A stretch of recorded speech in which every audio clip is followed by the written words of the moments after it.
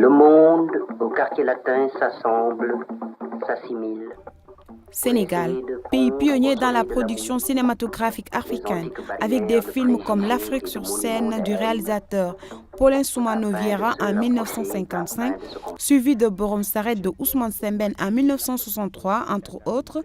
Aujourd'hui, malgré le rôle de pionnier joué par le cinéma sénégalais, le constat est que le 7e art est toujours en difficulté. Les difficultés, c'est toujours un peu les mêmes. Ça prend du temps de développer un scénario, ça prend du temps de le financer ensuite, ça prend du temps de trouver les décors, etc. Donc c'est des difficultés qui sont propres à tout projet. Dans le cadre du Mali, peut-être il y avait une difficulté supplémentaire, c'était le contexte sécuritaire. C'est ce qui nous a fait délocaliser certaines scènes du Mali au Sénégal. Mais sinon, les difficultés qu'un réalisateur rencontre, je pense qu'elles sont à peu près partout les mêmes. La difficulté numéro 1 du cinéma africain, c'est que dans tous les pays du monde, le cinéma se finance sur ses deniers nationaux, principalement. En France, c'est des fonds français, au Japon, c'est des fonds japonais, pour le cinéma japonais, en Chine, c'est des fonds chinois, aux États-Unis, c'est pareil.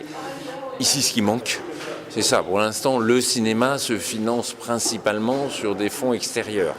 Malgré ces difficultés, les acteurs épaulés par les autorités étatiques s'attelle à mettre en place des stratégies de relance du cinéma ici en Afrique. Par exemple, au Sénégal, un fonds spécial est créé pour soutenir les productions locales.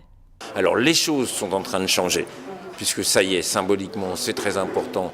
La cinématographie sénégalaise a créé le FOPICA, il y a quelques années déjà, qui est un exemple à suivre. Donc les choses commencent à se structurer, et c'est très bien. Et ce qu'il faut, c'est que les films se financent ici. Les films sénégalais se financent principalement ici.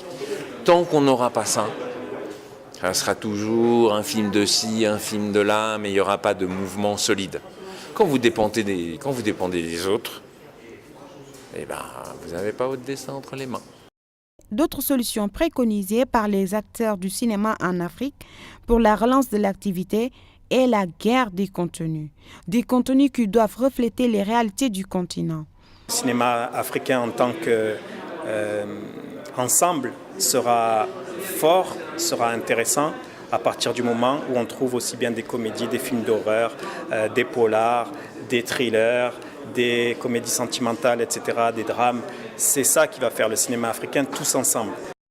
Malgré les difficultés d'ordre logistique, de formation et d'accompagnement dans lesquelles le cinéma est aujourd'hui confronté en Afrique, les cinéastes du continent parviennent à tirer leur épingle du jeu en remportant des distinctions au niveau international. De ce fait, l'espoir est toujours permis si et seulement si les autorités mettent en œuvre de concert avec les acteurs des stratégies pour une meilleure prise en charge du cinéma africain.